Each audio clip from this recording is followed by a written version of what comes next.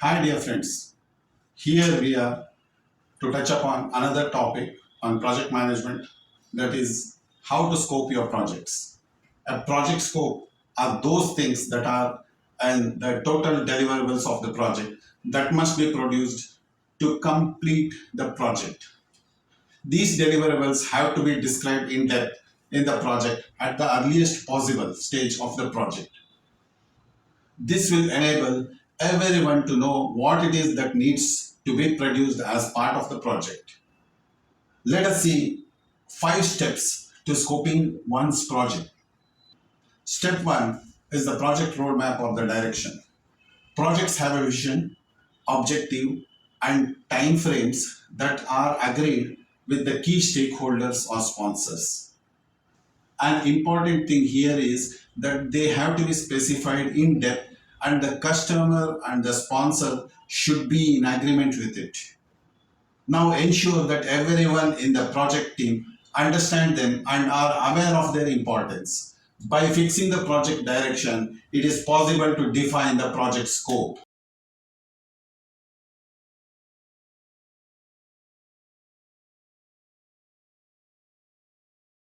Step 2 is the scope workshops. A project scope is a complex set of activities, milestones, sub-goals and goals. Many times it is difficult to get all the stakeholders and sponsors on the same page to agree upon them. If such a situation exists, then involve them to identify the scope by conducting brainstorming workshop in a meeting. In this meeting, focus on getting the requirements as an agreed set of major deliverables to be produced by the project. In this process, one must also know that which are out of the scope of the project. The workshop should ask each stakeholder for a list of deliverables they expect the project team to deliver. Where the expectations are unjustified and not feasible, first get the other stakeholders to raise their objections. Next, you counter and convince them as to why they are not feasible or they are unjustified expectations to include in the scope. With the final list of deliverables, get them to agree what is mandatory and what is optional. Then get a prioritized list so that you know what things are to be delivered first.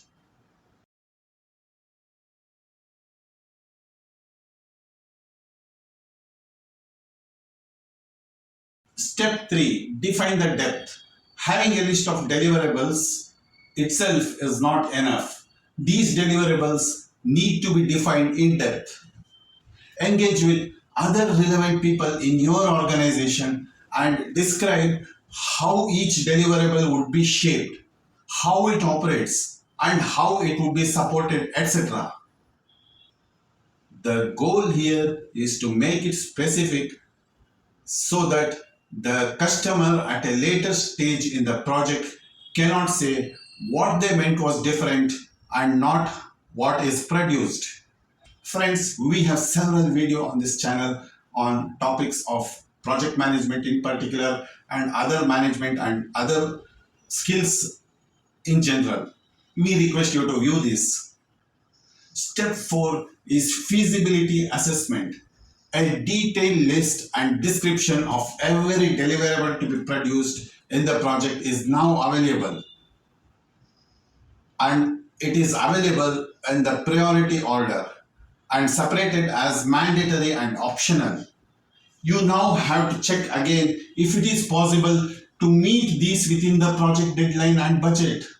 Hence, every deliverable has to be test reviewed to get a general indication as to whether they can be completed within the project duration.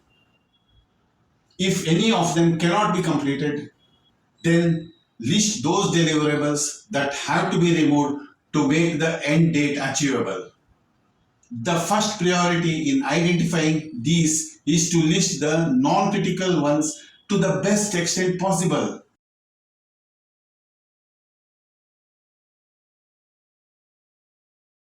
Step 5 is to get a final acceptance.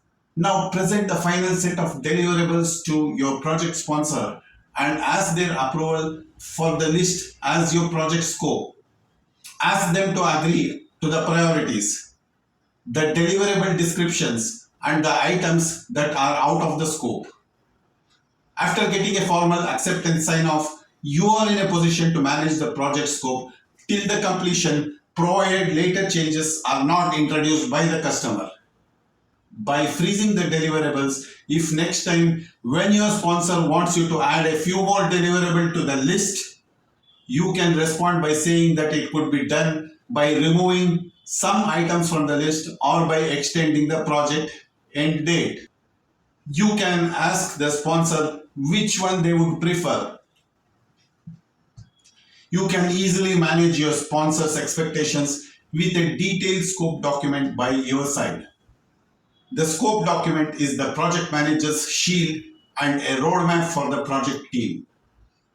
It protects them from changes and makes them feel confident and invisible.